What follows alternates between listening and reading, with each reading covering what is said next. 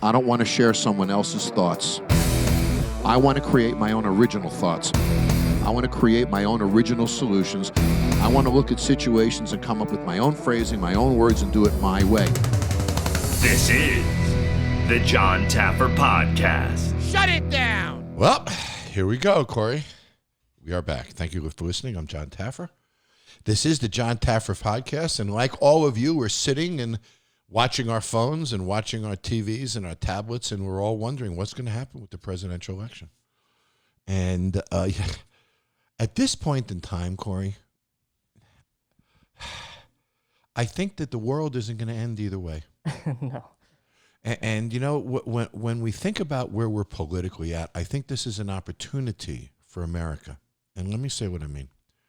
You know, when you look at, had Biden or the Democrats won the presidency, the Senate, and the House, things could have moved very quickly and maybe a little more farther to the left than a lot of Americans would want. Mm-hmm. And I think 10 or 15% of either side is a little extreme, right? And I don't think most Americans want either of those extremes to be in place here. But the fact that the Senate sits with the Republicans, and assuming Biden wins the presidency, there's a reason for both to cross the aisle now, isn't there? Yeah. And when the Founding Fathers created the Senate, the whole purpose of the Senate was to slow things down. Take a deep breath, slow it down. The Senate doesn't. This. Yeah, the Senate doesn't meet as often, and it's more of a deliberative, slower-moving body. So when you think about it, and if you look over history, when the Senate was controlled by one side and the White House controlled by another, deals started to be made. And they started to become a little more bipartisan, and they started to work together more. Mm-hmm. And, you know, that's a scenario for divisiveness to sort of end a little bit.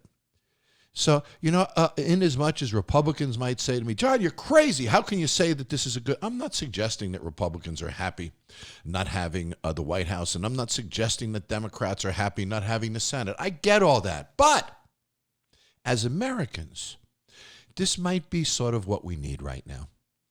This might be an opportunity for the two sides to come together, because nothing's going to get done if they don't. Yeah. So maybe the fighting and the bickering and the tweeting and maybe all that stuff ends, and maybe there's an opportunity to come together now. And that's what I'm sort of hoping happens. And I sort of feel that in the air a little bit. And I'm feeling that there's a sigh of relief that this finally could be over, Corey, and that the campaigning could be done for a while. And you know, all the tweeting and all the negatives and, you know, all the shut up mans and all the nasty tweets. And I'm trying to pick stuff from both sides so I can be neutral here. And all of this stuff, it's time for it to frickin' end now. So maybe we can all take a deep breath. Maybe we can be glad that this is behind us. But here's what I hope, Corey. I think it's critical to put this behind us, that whoever wins the White House, that there's no doubt about the process. So if you're President Biden and you lose, Vice President Biden and you lose, you need to know that you lost fairly. And if you're President Trump and you lose, same thing. And if you're Joe Biden and you win the presidency, you should want to know that you won it fairly. Right. So I think it's important for all Americans that if there's any recalls called, that we agree with that. Because all a recall vote is going to do is just make it certain for all parties involved. If this election ends with certainty, let's look at what happened. Joe Biden right now is sitting with about 50.5% of the popular vote. Corey, not 60, not 70, 50.5%. So if conservatives or those who oppose democratic agendas, manifestos, whatever the hell you want to call them, you have to say, wow, that's half the country. Right. Half the country is not crazy. Mm-hmm. Half the country is a view I should respect. Joe Biden got 50.5% of the vote. So to suggest, if you're on the other side, that his policies are absurd and not in tune with America, that's just not reasonable. Let's go to the other side. President Trump got more votes than he did last time. Last I looked, it was about 67 million or so. Yeah. He, too, got about 49% of the popular vote. Again, it's not over yet. I'm guessing at final numbers. He, too, if you're on a Democratic side, you can't say, well, you know, those people on the other side. It's not a minority. It's not a small group. The fact of the matter is, America is very closely split. Look at this. It's 2 days after the election. We still don't know who won the White House. Yeah. You want to talk about a country that's split. Look at the states that it's coming down to. It's thousands of votes, Corey. Right now, Vegas might determine the presidency, and there's, I think, 8,000 votes separating the two of them. Yeah. So this is coming down to really just a few thousand people determining the fate of America, which means whatever side you're on, it's time to respect the size and magnitude of the other side. And that, to me, is, again, a formula to start to break down divisiveness. So for people on the liberal anti-Trump side of the fence to say the Trump supporters are crazy, well, half of America is not crazy. That's just not fair, guys. And for anybody on the conservative side to say the same thing, guys, that's 50.5% of America, that's just not freaking reasonable. So if you look at that, there's a reason to come together, isn't there? There's a reason to have respect for the other side again, isn't there? Because no side is meaningless in this. No side is minuscule. No side is that much smaller than the other side that it's worthy of disrespect or insult. So this is the time to say, wow, look at the other side. Look at the amount of votes they got. That's a big piece of America. Maybe I should treat that big piece of America with respect online. Maybe I should stop insulting them the way that I did. And if you're on the other side, I say the same thing. There's no sides in this discussion at all. The point is, you don't hate half the country. You just don't do that. So when you look at the fact that we might have divided government, Democratic White House, Republican Senate, I see some peace and a lack of divisiveness in that. When you think about the fact that half of the country, give or take a point or two, voted for both sides, and that it's coming down to a few thousand votes in a few states, then it's reasonable to respect the other side again and not to trivialize either side or either position. So when you think about that, Corey, I think that we're looking at an opportunity these next few weeks. I support revotes or anything that needs to do to close the door on this thing so that the election is considered legitimate no matter who wins, and we all can freaking move on and now say, wow, we got mixed government, we got a chance there. We respect the other side, we got a chance there. This could be a really good moment if we all look at it right. Yeah. So, at the same time all this is going on, Corey, we're close to ending the pandemic. And that's pretty powerful, too, when you think about the fact that Dr. Fauci just a few days ago said that by the end of the year, everybody at risk will be vaccinated. And I know from my hospital board meeting that by January, we'll almost all be safe. So think about this. We have a chance to break down political divisiveness. We have a chance to stop the divisiveness with each other.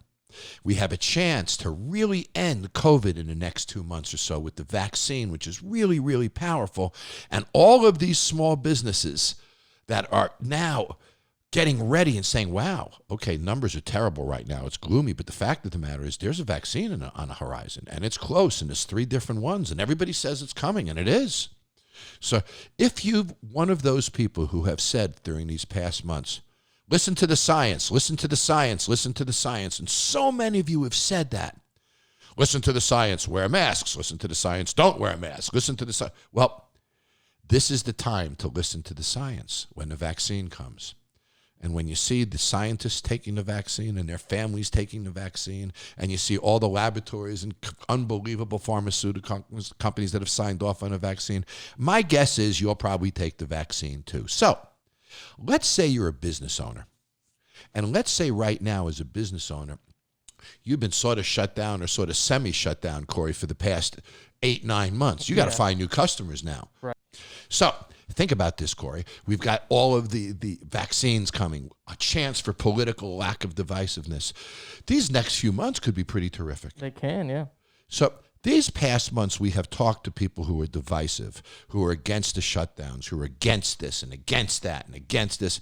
All I've heard is what people are against the last 7 months. Are you getting tired of it? I am. I just want everybody to just get along. So that's what I wanted to talk about today. And, my view is this an opportunity? So is this a chance for you to reach out to that family member who you've had political arguments with? And, reach out and say, you know what? I respect the fact that you won the presidency, or I respect the fact that you held this. I respect where we're at now. So speaking of where we're going in Boomtown and these kind of things, I got to tell you, Corey, we opened Taffer's Tavern last week quietly in Alpharetta. And those of you who watch me on TV and know me know that I'm a nutcase when it comes to quality food service and training. So what we did is we worked in test kitchens for 2 years creating the food. I know the food is great. We've tested it and done all that. We've done the same with the beverages. The cocktail program was created by myself and Phil Wills, who you all know from Bar Rescue, and they're pretty incredible. And I'm guessing there's a lot of photographs online if you guys look up Taffer's Tavern and such. So we're really excited about that. And the restaurant is beautiful. I mean, we're really thrilled with the way it looks. The interior is a home run. People love it. You can see some pictures as well if you look online or on social. And, now you worry about the human factor, the training and all of those things. But I've got to tell you, Corey, it's been a major home run. Listen to this. The website went up last week, Corey, and within the first 3 hours, we had 800 reservations. Jeez. So we sold out the first almost 4 weekends. Right, and not technically the grand opening, right? It's not. We're still in training mode, so we're still previewing. We might even change a plate presentation here and there, Corey. We're honing some of our technology and some of our systems, and we're not rushing to do it, and things take longer in a COVID day anyway. I mean, everything you do takes longer during COVID. So it's just really exciting to see the reaction in the marketplace. The restaurant is packed all the time, and we're not even open yet. So those of you interested in Taffer's Tavern, check it out online. You can go to tafferstavern.com as well. There's cool pictures and menus. And if those of you in the area want reservations, try to do it quickly because we are selling out ahead of time. But it's a really, really exciting time. And I have a really cool announcement to make, Corey. And I'll make an official announcement, and we'll get to post some pictures soon. Okay. But we are entering the frozen food business. Oh, okay. And we're introducing a whole new line of Taffer's Tavern frozen foods. And some of them are actually recipes from the tavern. Some are not. Some are really specialty family-size items and such.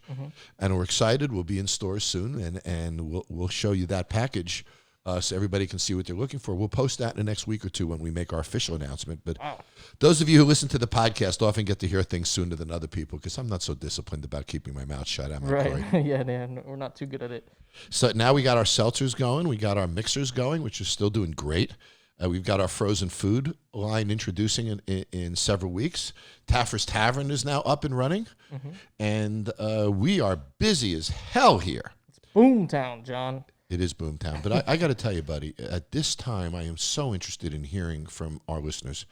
I want to talk about ending divisiveness. I want to talk about the things that we can do to reach out to each other, reach out to family members.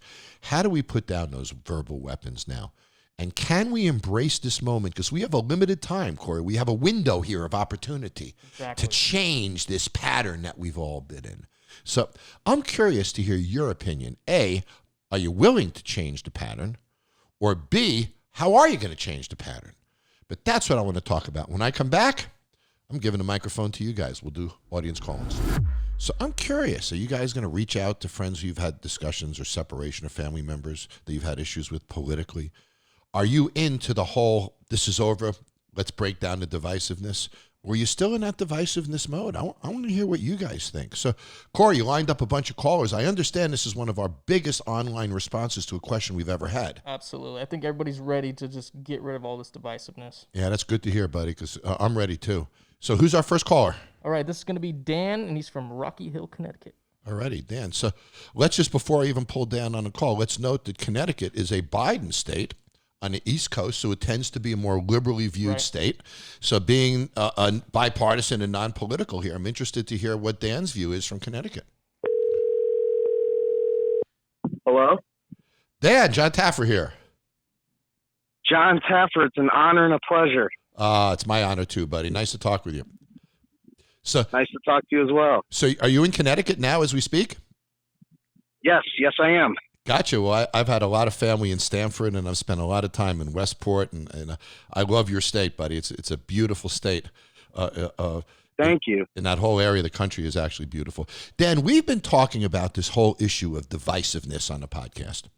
And I think that now with the election over, no matter who wins the White House, with the Senate in hands of one party and maybe the White House in the hands of another party, I'm sensing that this might be a time for us to sort of end divisiveness a little bit and post-election. And I'm curious, you're in Connecticut, and how are you feeling right now? I mean, let's assume Biden wins, or let's assume Trump wins, and let's assume either way that the election is clean, that there's no recount BS. Let's assume that the election is over, and you feel good that it's a fair election.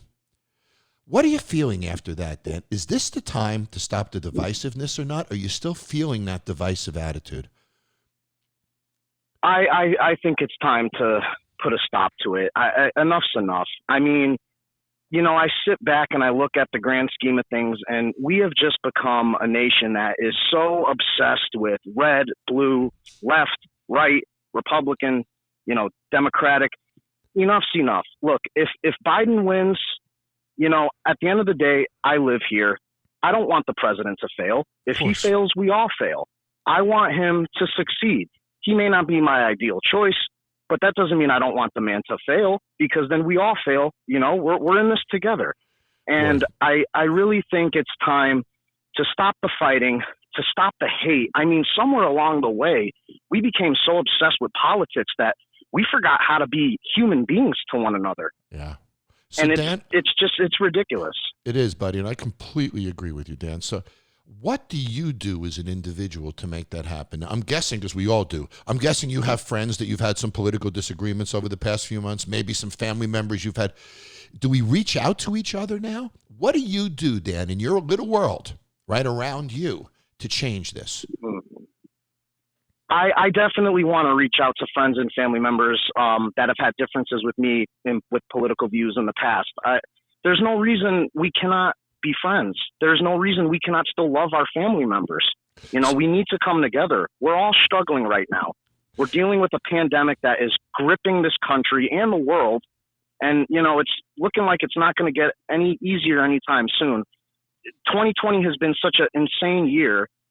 It's time to put our differences to the side, find some common ground, and be united again and work together to make a better America for all of us. Dan, I think I could not have said it better, buddy. I'm with you 100%.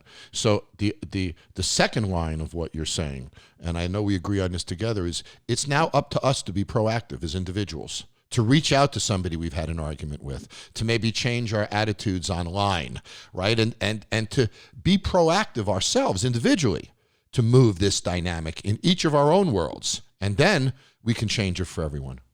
I'm sure you agree with that, buddy. I agree. Yeah. I agree completely. The change starts with us. We have to be better. We have to do better. We need to act better. This lashing out at one another and, you're wrong because you don't agree with me. And, well, that's my opinion. And you don't agree with me, so I don't want to hear what you have to say. That has to stop. We need to find some common ground. It's too much. And the fact that the election was so strong on both sides, Trump got more votes than he did last time, 67 million, and Joe Biden winning by about 3 million votes or so, which is substantial. Don't get me wrong. I'm not denying that. But he still only polled in 50.5% of America. So my point is that both sides are half of America. So to diminish the other side and to suggest that they're meaningless or trivial or insignificant just isn't smart when we look at this election. So there's a great reason for us to come together, because it isn't a small minority that feels one way or another. It's half the country that feels one way or the other. So I'm with you, buddy. So I'm going to go out and make a few calls, reach out to some friends today. Will you do the same? I definitely will, John. And I want to say before you let me go, your interview with Trump was fantastic. And, John, I would love if you ran for office. I really think the country needs you. Thank you, Dan. I appreciate that, buddy. Well, we'll see how that goes, but I appreciate you saying it to me. And take care. Stay safe. You too, John. Thank you so much. Bye-bye. Well, Corey, that couldn't have been a more perfect call. So think about where Dan is. Dan's in the liberal area of the country. And he completely agrees. It's time. It's enough, boy. Aren't you tired of this? I'm done. I'm done, John. Yeah, I'm fatigued to hell from all this stuff. So, I agree with Dan. I think that was a great attitude. Okay, so Dan was in Connecticut. Let's go to the other side of the country, to a more conservative type of a state. And let's see, what the opinion is there. So do we have any callers from Texas? We do. Let's jump over to Chris. He's in Amarillo, Texas. Perfect. This is Chris. Chris, Jon Taffer here. Hi, thanks for reaching out. My pleasure. How you doing, buddy? I'm good. How are you today? I'm doing fine, thanks. So, Chris, you're in Amarillo, Texas, which I've been to Yes, many sir. times. I forget the interstate that goes through Amarillo. Is it 40? 40 and 27, but Yep. 40 is the one that is nationwide. Yep, I'll be there in a couple of days, buddy. On my way to Alpharetta, Georgia, I'll be driving through Amarillo. But Oh, it's very nice. It's a wonderful part of America. It's, a patriotic red, white, and blue Texas all-America, part of the country. Chris, we were talking on a podcast today, and I'm really curious to hear your opinion about, now that the election is, let's pretend for a moment, Chris, that the election was over. And let's pretend for a moment. I wish. Yeah, I wish too. Let's pretend for a moment that either Biden or Trump wins the White House for just a moment. And let's assume that the Republicans keep the Senate for just a moment. And let's assume that the election ends and that we feel good about it. We don't feel there's any cheating. The election has been recounted or whatever. It's now clean. And we feel good about it. And now the election is behind us. Do you see this as an opportunity to end divisiveness between us all now? It leaves you an opportunity, certainly an opportunity to do so. I think what you're proposing is something that is not going to happen in 2020 or even moving forward into the future. And that even includes someone like myself. I mean, I think there's just blatant cheating in what's going on right now. And me personally, I'm just thankful that AOC isn't 35 years old because it would have been a much different race. So let's assume for a moment that you felt that, and look, there's a lot of people that have your position. I try to be non-political, buddy, on this podcast, but I agree with you. I know. I agree with you that there's very suspect activities in some of these states, and I agree that every American should know that their vote counted and that a non-legitimate vote did not, because every non-legitimate vote cancels out your vote, right, Chris? So that's completely unreasonable. That is. So I think every American wants to know that every legal ballot is counted and that every illegal ballot is not. And I'd be shocked to hear any American publicly suggest that they wanted anything. Let's assume for a moment, Chris, that did happen. And let's assume for a moment Trump wins the White House and the election is clean. Is that an opportunity to end divisiveness? Again, it's an opportunity, but just with what I've seen year to date, not even really year to date, but let's call it since St. Patrick's Day, the other side, I mean, they're just not going to open up to that. They not only don't want 4 more years of Trump, they're just demanding that their side go ahead and win. I mean, so to answer your question, it's an opportunity, but I just don't see how that's ever going to happen. I find your view interesting, and I think it's a view that's very typical of your part of the country, because it's interesting how it skews part of the country. Let me flip it on you for a moment. Chris. Well, can I add one thing real quick? Sure. I live in Amarillo. I've lived in Amarillo on and off for almost 10 years, but I went to college in Nebraska. I lived in Atlanta for 5 years. I love Alpharetta, by the way. Thank you. And I lived in Denver for several years. The best financial times of my career have been in blue states. But and I live in Amarillo for a different career opportunity than I do now. But I've lived in blue states. I've lived in red, and I plan on spending the bulk of my career in Amarillo moving forward. But I just wanted to give you that before you moved on to your next point. Gotcha. Let's assume for a moment that Biden wins. So Biden has the White House, okay, and the Republicans have the Senate.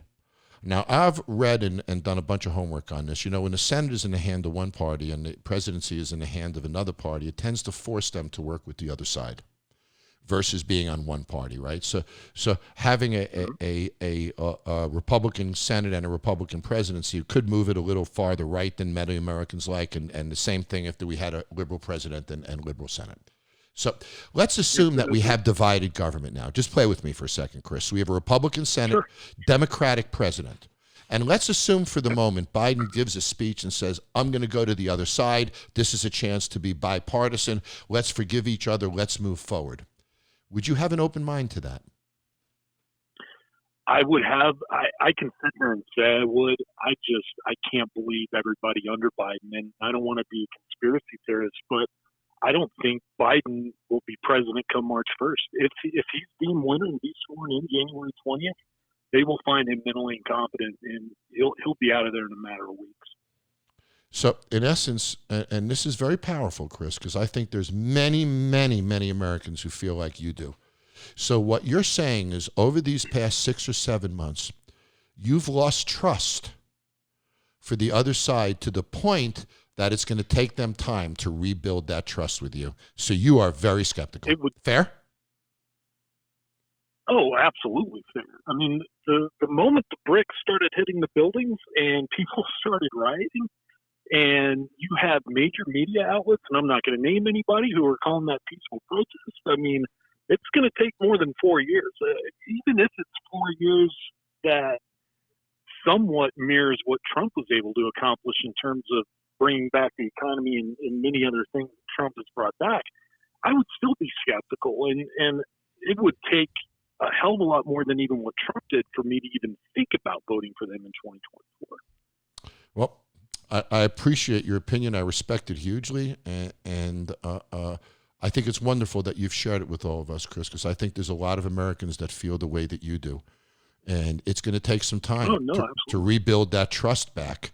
And it's not only up to the politicians to do it, it's up to each of us to do it now, and try to find reasons in each other. And I understand that. It's just, for me, the one, or I shouldn't say the one, but the rare blue voters out in here in Potter County and here in Amarillo, they're just so outspoken. And to me, they don't have facts when they're trying to debate. They want to get into an argument, but then they don't bring anything to the table. So it's hard to even try and see eye to eye with them. So that's just what I've kind of run into over these last 7-8 months. And, the world's completely changed. So there we go, Chris. So I appreciate your view, buddy, and thanks for reaching out to the podcast. And absolutely. And stay safe, my friend. You too, John. Bye-bye. See ya. Now, see, Corey, isn't that fascinating? That's a completely different view. Yeah. So here is obviously a conservative, by the things that he said. It wasn't hard to see that, who feels that he just won't trust. Mm-hmm. He's looking at some of the riots in the cities, and I can understand. I don't necessarily agree with him. Yeah. But I can understand how he feels that way. And some people they're broken. They can't take it anymore, Yeah. Honestly, Corey, when I saw the other day, I'm watching the news, and I forget if I was watching CNN or I watched them all, by the way. I watched CNN, MSNBC, and Fox News because I want to make certain I want to make certain I'm not slanted in what I hear, at least. Mm-hmm. So I feel if I can mix what comes into my brain, I can mix what comes out of my brain. Right. So, and I was looking at all of these cities that are boarded up because of the election, in anticipation of riots. That's horrible. When you think that here in America, not only do we have riots, but we anticipate them, we expect them to happen. Yeah. I mean, that premise in and of itself, to expect a riot, is horrifying. So I understand that has had a huge impact on Chris in Texas. Mm-hmm. I get it. His conservative views, law and order, blah, blah, blah, blah, blah. I get it. He's like besides himself over this. I get it. But, when you look at Dan in Connecticut, I get his view too. Right. His view is, it is what it is. It's time to move on.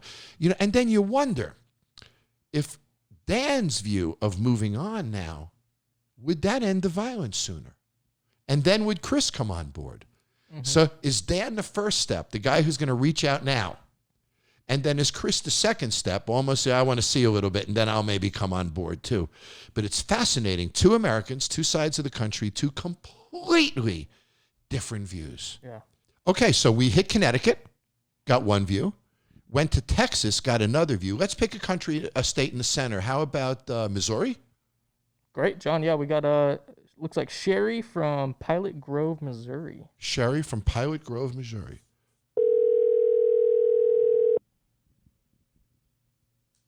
Hello? Sherry, Jon Taffer here. Oh, my God. Hello. Did I catch you by surprise? You sort of paused there for a second. No, it just actually kind of surprised me that it was actually you calling. Well, it is. It's me.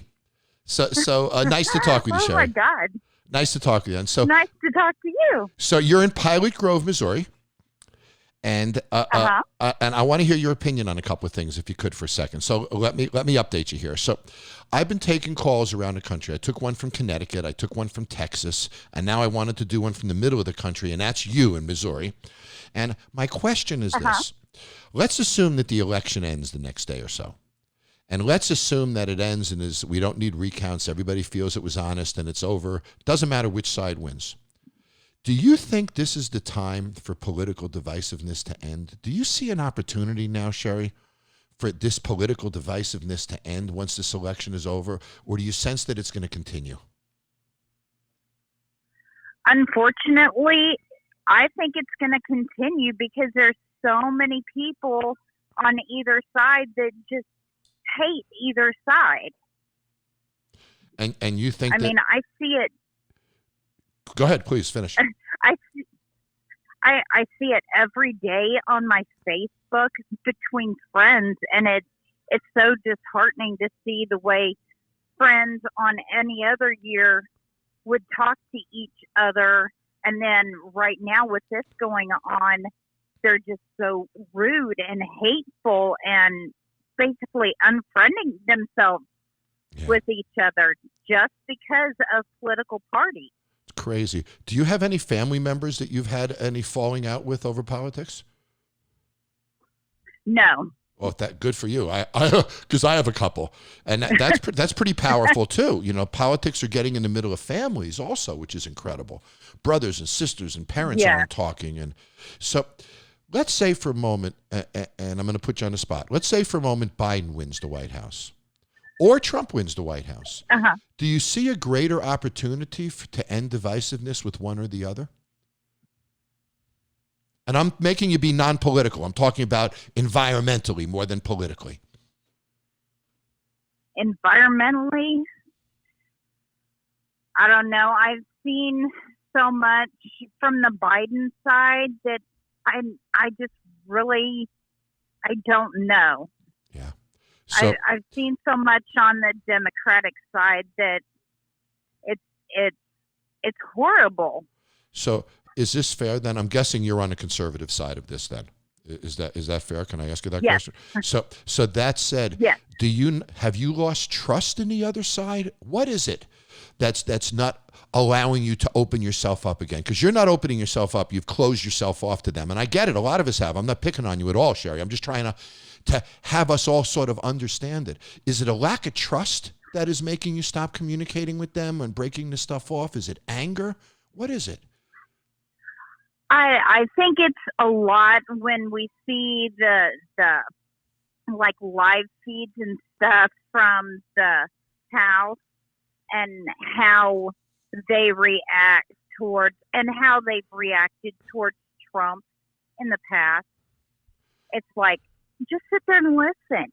Listen to what the man has to say. You may not have to like him, but just listen to him. Don't have that view of disgust on your face for the whole entire country to see. You know, I don't know if you know this, Sherry. I interviewed President Trump last week. And the interview is on. Yes, I saw some of it.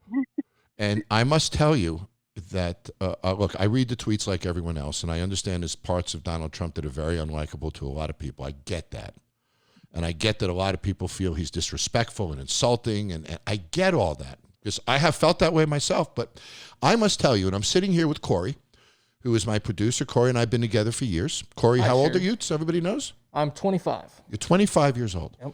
You and I got to meet the President of the United States last week, right? Yeah, we did. We went to the hotel. You mic'd him up. I did, yeah. You produced the interview. That was all produced by us, not by the White House. Mm-hmm. Was he nice? He made sure he went around the room and made everybody feel like, he acknowledged them. And, What did he say about you? Oh, I mean, everybody tells me, John, I'm handsome. Yeah. No, so what's interesting, Sherry, is my point is when you meet him and you sit with him, he's so personable. Yeah. when he looks in your eyes, you can see he really cares. He's truly a nice guy. I'd love to have dinner with him. I bet you would too, Corey. I mean, Right. He's probably got some stories.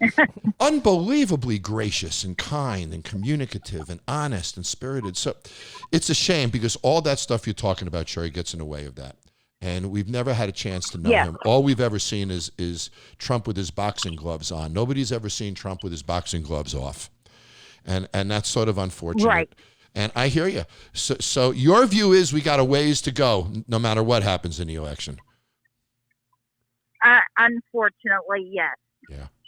Well, I appreciate you sharing And your I'm opinion. almost 50 years old. I'm almost 50 years old, and I've seen a lot of stuff, and this is just horrible.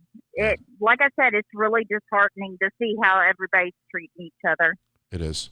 Well, maybe if you and I know I'm going to reach out to some friends after this election and try to make amends with a few of them. Is that something that you would maybe do? Oh, yeah. Good. Well, maybe if we all Well, take a couple of what- steps, we can make a difference, right? Oh, yeah. Luckily, I don't care who anybody votes for. I'm friends with them regardless. That's the way it should be. Thank you, Sherry. Take care and stay safe. Thank you. Bye-bye. Bye. Interesting, Corey. So again, the states seem to be flowing down political lines. Mm-hmm. And it seems, I'm surprised by this a little bit, there seems to be a little more anger on the right side of the line than on the left side of the It line. does, yeah. Let's pick, is there another state that we can pick that's a more How liberal about kind of? Florida? Florida? That would be an interesting one, too. Let's do one in Florida. Who's the caller? It's going to be John from Winter Park, Florida. John from Winter Park, okay? Not sure his political views, Okay. but we'll find out. His political views don't matter, and that's the point of Yeah. this. It's their views about divisiveness, their the views about coming together that I'm focused on. Because I think both sides should start to feel that now, candidly. I think that should be a non-political point. Is it time to come together or not?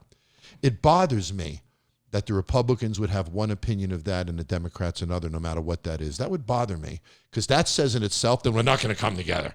That's true, yeah. We only come together if both sides start saying that. Mm-hmm. Right now, we haven't seen that, have we? All right, this is John from Winter Park, Florida.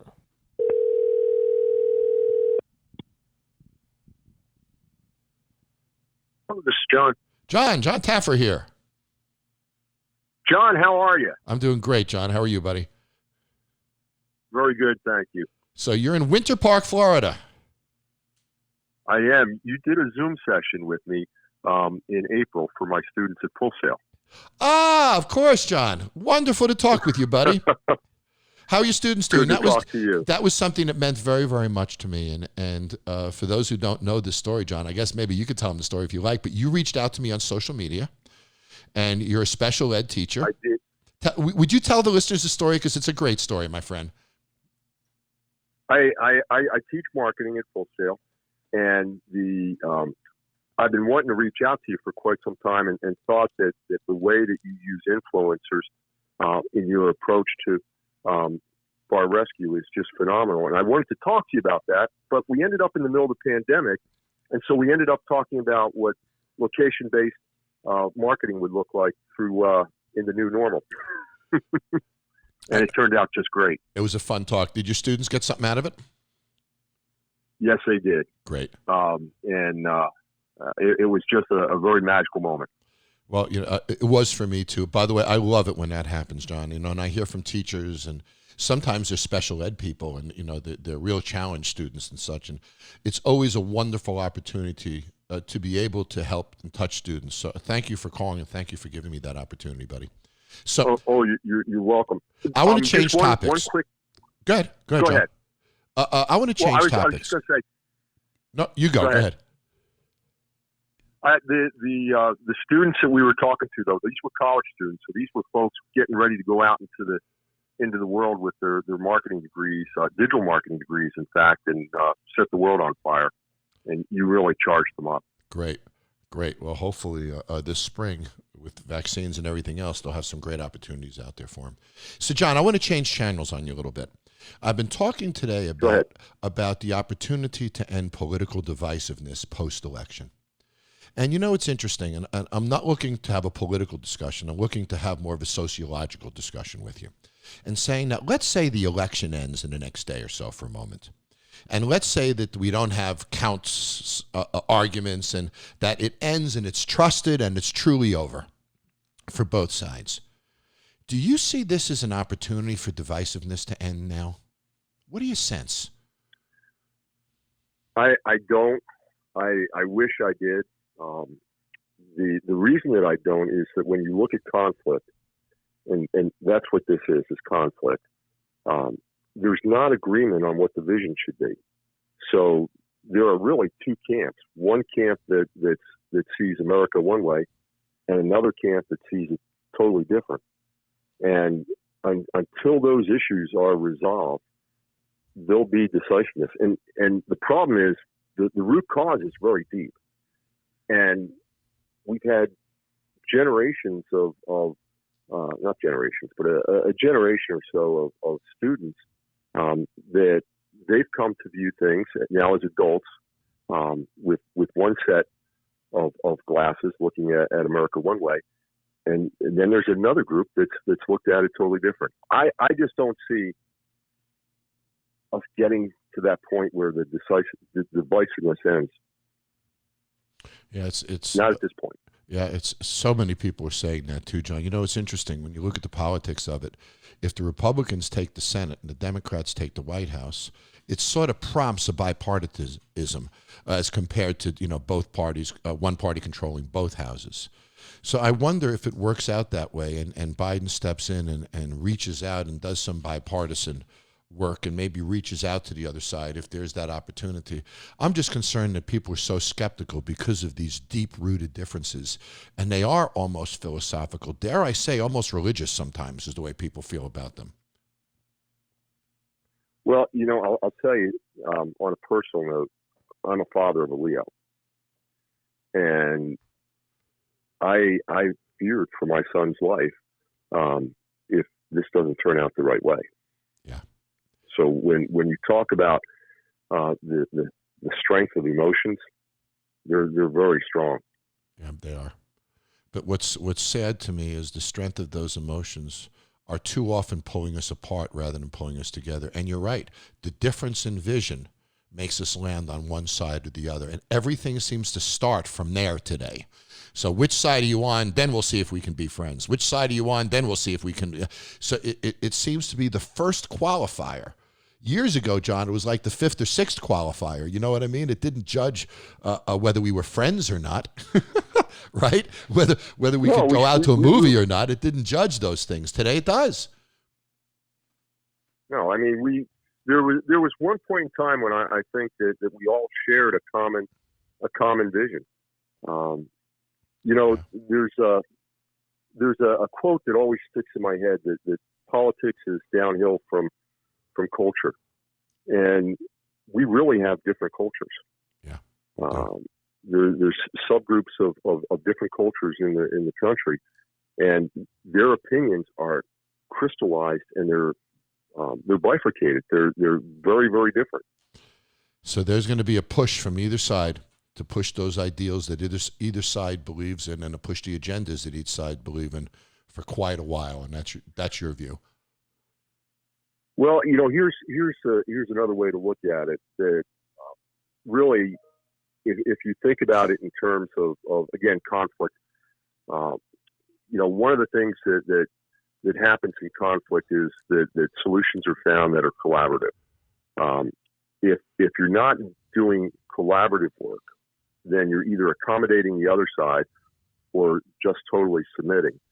And if we don't find a way for true collaboration, then as we accommodate and as we submit, those feelings, it's like a gunny sack. You know, you keep putting stuff in the gunny sack and eventually it explodes. You know, it's interesting that you say that, and I'll let the listeners in on something that nobody knows. My new book, the title of it is The Power of Conflict. And we're just finishing the publishing deal on it now, but it's my third book. Last one was a New York Times bestseller. And it's all about the power of conflict, John, and the fact that from conflict comes resolution. and consensus and new ideas, and people disagree, and from disagreements, all wonderful things bubble to the top when we have meaningful, constructive disagreements. And we look conflict can be wonderful.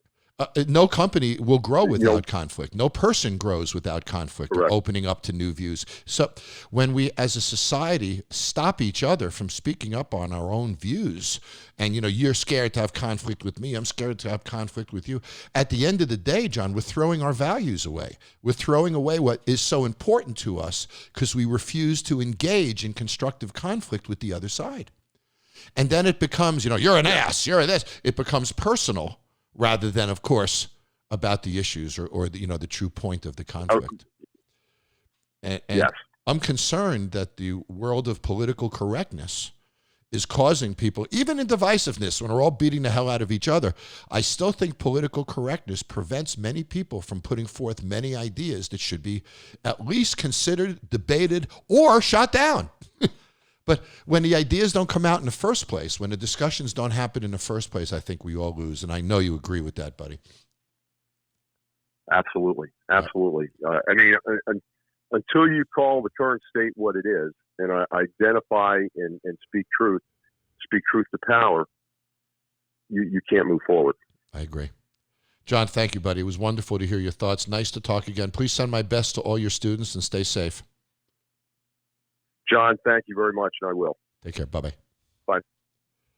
Wow, Corey. So this is a senior marketing professor at a great university who had a deep marketing executive, analytical kind of view. And it's fascinating because Dan had a view, that affected his lifestyle and had a very positive view of going back to, this is the chance to end it. I'm really feeling pretty good. Chris doesn't trust. He's just scared about the future, and his fear is causing him to sort of cross his arms and put up a wall, and he ain't going to listen to the other side for quite a while. Sherry wasn't hard about it like Chris was, but she's been wounded by this, and she doesn't trust either. So she's not quick to open her heart to the other side either. I get it. So she's keeping her gates closed, so to speak. Right. And then you go to Jon. And Jon is a deep thinker, marketing executive, and he got to the essence of it. And the essence of it is we have two different visions for America, these two sides. One is more entrepreneurial, more independent, more self-accountable. The other is more one for all for one, more socialistic in view. I'm not being negative or positive to either side. I'm just laying out in very general, broad strokes the big differences between the sides. And it isn't quick, as we've seen in this election, Corey, that one's going to jump to one side or the other. When a company has two visions of leadership, one of them has to go. Company can't operate that way. Yeah. When a marriage has two visions, the wife wants to do this with her life, the husband wants to do that with his life, that's not going to work, is it? No. And if you had a different vision for producing my show and my brand and everything than I did, would this work? No. So what the hell do we do? Mm-hmm. So we're not going to cut the country in half. Are we going to have a civil war one day? I don't believe so. I'm not suggesting that. But where do we go from here? If the views are so different and they're different visions of America, then what we need more than ever is a president who can lead from the middle and move both sides to a middle position that gives both sides a little dignity, a little of this, a little of that. The only way this is going to work is by some type of a consensus, some type of a middle point. So here we are, side one, side two.